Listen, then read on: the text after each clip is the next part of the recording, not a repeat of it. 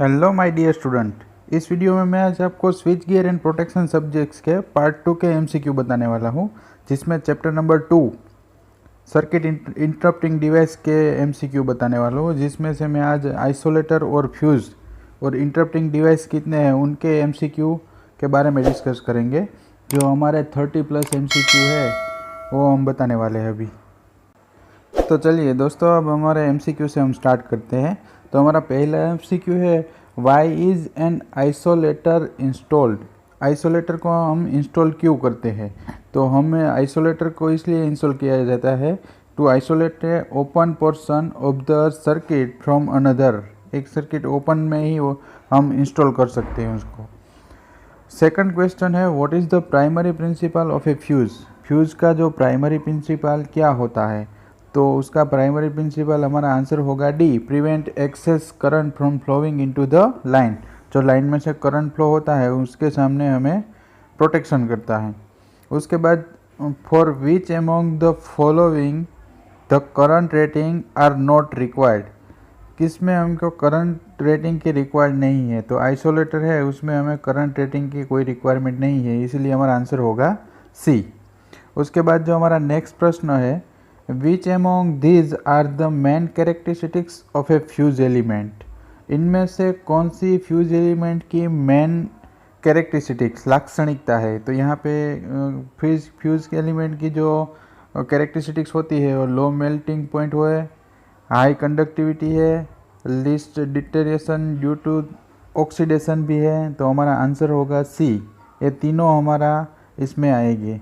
उसके बाद जो हमारा प्रश्न है, विच among this is the least expensive protection for over current in low voltage system. Low voltage system में हमारा हम कौन सा फ्यूज़ हम यूज़ कर सकते हैं? तो रिवायरेबल फ्यूज़ है, हम उसका यहाँ पे यूज़ कर सकते हैं। लो वोल्टेज सिस्टम होती है वहाँ पे। The isolator use in the transmission line are capable of breaking. वो आइसोलेटर ट्रांसमिशन लाइन में किसको ब्रेकिंग के लिए यूज़ किया जाता है? तो चार्जिंग करंट होता है उसको ब्रेक करने के लिए यूज़ किया जाता है। उसके बाद, what is the maximum current up to which fuse can be use. कितने एम्पियर के लिए हम फ्यूज़ को यूज़ कर सकते हैं? तो 100 एम्पियर के लिए। हमारा आंसर होगा D. Why are the isolator use. Isolator को हम क्यों यूज़ करते हैं? तो आइसोलेटर का हम यूज़ किस लिए करते हैं कि breaking the circuit under no load condition. जब सर्किट के नो लोड कंडीशन होता है तभी उसे ब्रेक करने के लिए यूज़ किया जाता है। For a current up to 10 ampere which material is use as the fuse element. जब हमारा करंट 10 एम्पियर होता है तब हम कौन सा मटेरियल यूज़ करते हैं फ्यूज एलिमेंट के लिए? तो alloy of lead and tin. हमारा आंसर होगा सी। उसके बाद जो हमारा प्रश्न है कि which material is use in the liquid type of fuse. Liquid type का फ्यूज़ यूज़ करते हैं तो कार्बन टेट्राक्लोराइड का हम यूज़ करते हैं। हमारा आंसर होगा सी।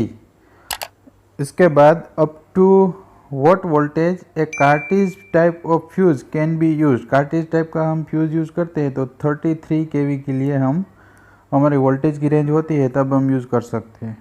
What is the main advantage of using A fuse. Fuse का मेन एडवांटेज क्या है? तो यहाँ पे जो हमारा आंसर है वो डी है, ऑल ऑफ एबोव। तो इसमें क्या आता है? Cheapest type of protection, inverse time current characteristics, current limiting effect under short circuit condition. तो ये तीनों हमारा मेन एडवांटेज है फ्यूज़ के। उसके बाद जो हमारा प्रश्न है, fusing factor should be. Fusing factor कितना होना चाहिए? तो मोर देन 1 होना चाहिए। मोर देन 1, यहाँ पे 1 होगा, मोर देन 1। हमारा आंसर होगा डी, मोर देन 1। उसके बाद जो हमारा प्रश्न है, which is circuit interrupting device. Circuit interrupting device कौन कौन से है? तो स्विच भी होगा, फ्यूज़ भी होगा और सर्किट ब्रेकर भी। तो हमारा आंसर होगा डी, ऑल ऑफ एबो। उसके बाद का जो हमारा प्रश्न है, which while opening the circuit which device open first. जब हमारी सर्किट ओपन होती है तो कौन सा डिवाइस पहले ओपन होता है? तो सर्किट ब्रेकर है हमारा पहले होता है, जब ओपन होती है तब की बात है। HRC fuse has. HRC fuse का फुल फॉर्म क्या है?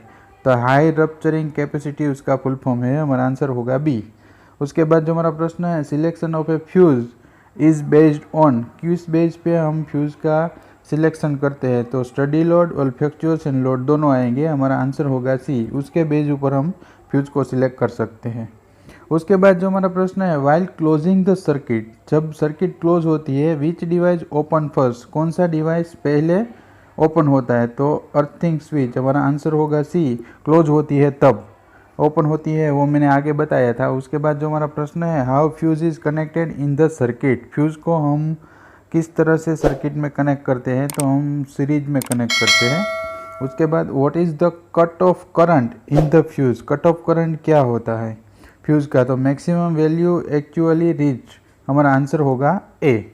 उसके बाद जो हमारा प्रश्न है, what is the advantage of HRC fuse over rewirable fuse, high rupturing capacity है, तो यहाँ पे HRC फ्यूज का एडवांटेज क्या है, तो हाई स्पीड ऑपरेशन है, नो एंजिंग इफेक्ट है, हाई रप्चरिंग कैपेसिटी है, तो हमारा आंसर होगा डी यहाँ पे जो मैंने दिखाया हो। Thank you for watching my video. ऐसे ही वीडियो देखने के लिए हमारे साथ जुड़े रहिए और बने रहिए, जो आने वाली GTU एग्ज़ाम में काफ़ी इंपॉर्टेंस होंगे।